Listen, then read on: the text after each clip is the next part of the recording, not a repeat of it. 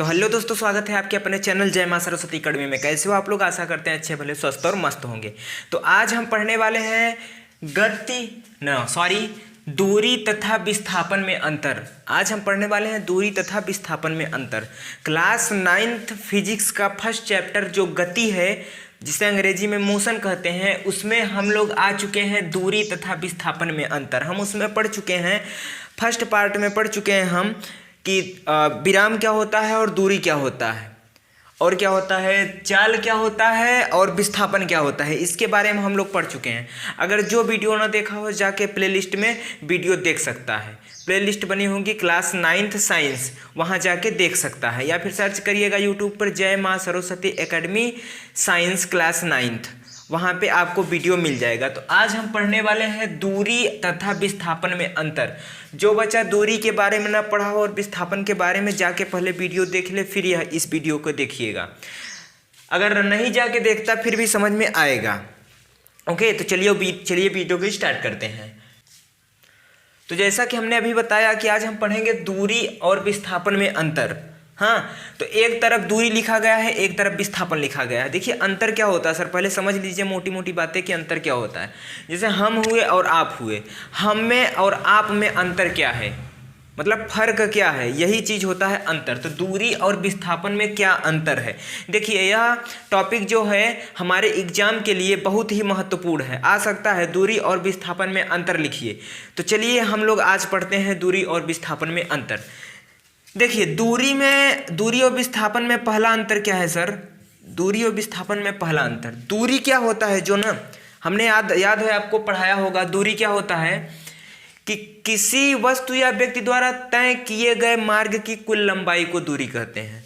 तय किए गए मार्ग की कुल लंबाई को दूरी कहते हैं। देखिए जैसे एक व्यक्ति यहाँ से चला ऐसे ऐसे ऐसे ऐसे, जहाँ ऐसे ऐसे, कहीं से ऐसे ऐसे चला, यहाँ तक पहुँचा, तो इसको क्या कहते हैं, दूरी कहते हैं। इसको क्या कहते हैं, दूरी कहते हैं। या फिर यहाँ तक नहीं चला, वह चला कि हाँ ऐसे ऐसे, फिर नाचते नाचते यहाँ तक आया, यहाँ तक, क्या कहते हैं इसको, इस सारे मार्ग की लंबाई हम जोड़ लेंगे, इसी को क्या कहते हैं, दूरी कहते थे। तो हमने पढ़ाया था किसी व्यक्ति या वस्तु द्वारा तय किए गए मार्ग की कुल लंबाई, मार्ग माने कुल रास्ते की कुल लंबाई को दूरी कहते हैं। सारे यही क्या होता है, दूरी होता है।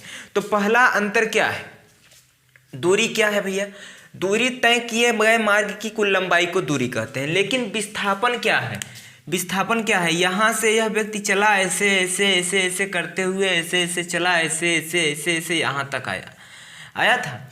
तो यह तो हुई दूरी, यह पूरा क्या हुआ, ऐसे ऐसे आया, यहाँ तक दूरी हुई। लेकिन विस्थापन क्या है, आपको याद होगा हमने पढ़ाया था प्रारंभिक स्थिति कहिए चाहे प्रारंभिक बिंदु कहिए, तो प्रारंभिक बिंदु और अंतिम बिंदु, प्रारंभिक बिंदु और अंतिम बिंदु, यह हुआ इसका प्रारंभिक बिंदु, जहां से व्यक्ति चला वहां से प्रारंभिक बिंदु, और जहां आके ऐसे ऐसे जहां आके रुका वह हुआ अंतिम बिंदु।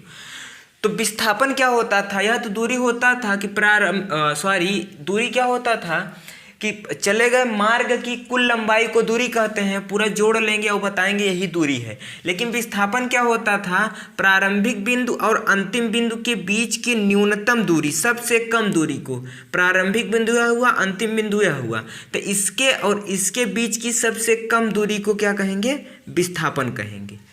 विस्थापन कहेंगे। जैसे कि यहाँ हम खड़े हैं, यहाँ से और आपके पास आना हो ना, तो कहेंगे ऐसे आओ सबसे कम दूरी हो, तो हम क्या करेंगे, ऐसे सीधे जाएंगे ना, मतलब स्ट्रेट जाएंगे, तो यही क्या होगा, विस्थापन होगा। लेकिन जब ऐसे ऐसे यहाँ से ऐसे आए, इधर से नाच कूद के ऐसे ऐसे यहाँ से तब आपके पास गए, तब क्या होगा, तब यह दूरी होगा। मतलब सारी जो मार्ग चला उसको जोड़ के तब बताएंगे कि दूरी होगा। लेकिन विस्थापन क्या होता है, प्रारंभिक बिंदु और अंतिम बिंदु के बीच की न्यूनतम दूरी को विस्थापन कहते हैं, सबसे कम दूरी को विस्थापन कहते हैं।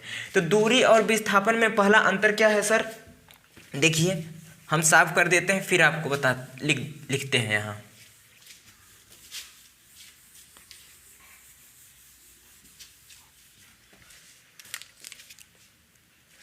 देखिए दूरी और विस्थापन में पहला अंतर क्या है कि किसी व्यक्ति या वस्तु द्वारा तय किए गए मार्ग की लंबाई को दूरी कहते हैं। तय किए गए मार्ग की लंबाई को दूरी कहते हैं। मतलब पूरा मार्ग वह जो चला ऐसे ऐसे करके, ऐसे से यहाँ से चला, ऐसे ऐसे करके, ऐसे ऐसे ऐसे ऐसे ऐसे ऐसे ऐसे ऐसे यहाँ तक आया, इसको क्या कहते थे?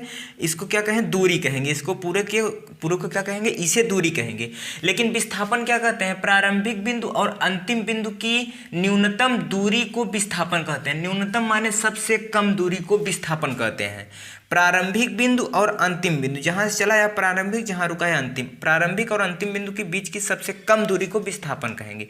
तो सबसे कम दूरी कौन होगी? यही होगी ना, सीधे दूरी यही होगी ना, तो यही क्या है? विस्थापन है। तो पहला अंतर समझ में आया होगा। दूसरा अंतर क्या है सर? दूसरा अंतर इसमें है, दूसरी चीज है इसमें कि यह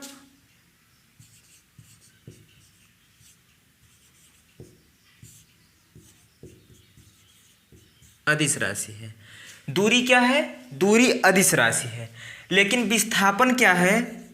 विस्थापन क्या है? विस्थापन सदिश राशि है।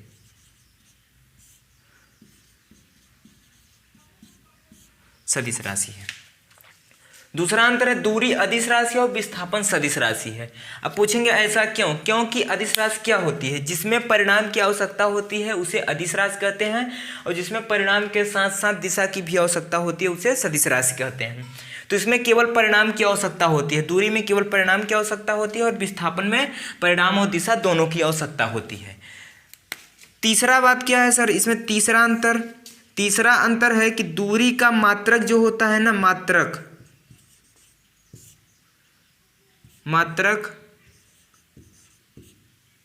मीटर या सेंटीमीटर होता है। दूरी का मात्रक मीटर या सेंटीमीटर होता है। मीटर किस में होता है? एमकेएस प्रणाली में, और यह सीजीएस प्रणाली में। और तीसरा अंतर इसमें क्या है? इसका भी मात्रक क्या होता है? विस्थापन का मात्रक भी क्या होता है? मीटर या सेंटीमीटर। मीटर या सेंटीमीटर होता है। मीटर या सेंटीमीटर होता है। ओके। अब चौथी बात क्या है कि दूरी सदैव धनात्मक होती है। दूरी सदैव धनात्मक होती है। धनात्मक होती है।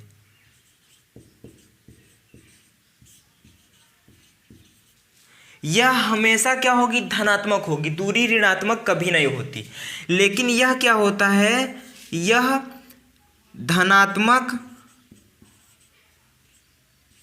धनात्मक ऋणात्मक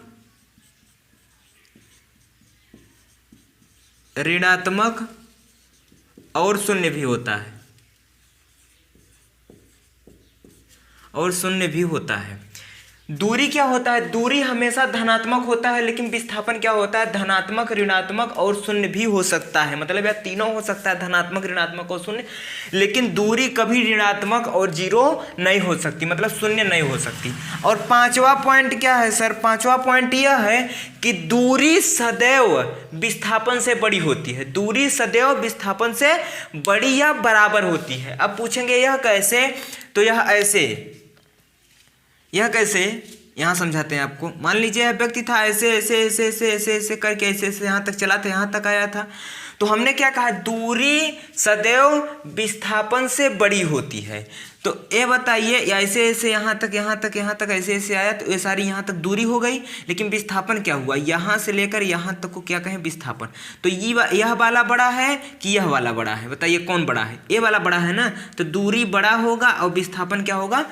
छोटा होगा। तो हम यहाँ लिख सकते हैं कि दूरी सदैव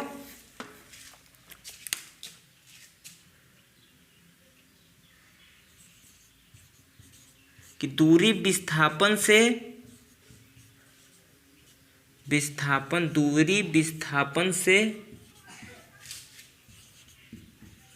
बड़ा या बराबर होती है। बराबर होती है।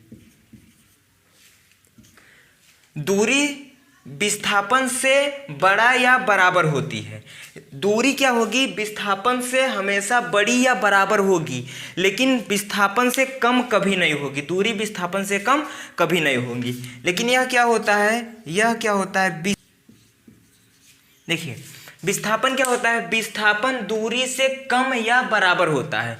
विस्थापन क्या होगा, हमेशा दूरी से कम होगा या फिर बराबर होगा। अब कैसे बराबर होगा, मान लीजिए एक व्यक्ति यहाँ से लेकर यहाँ तक चला और यहाँ तक चलने के बाद हमने पूछा इसकी लंबाई क्या है, इसकी लंबाई है 3 किलोमीटर।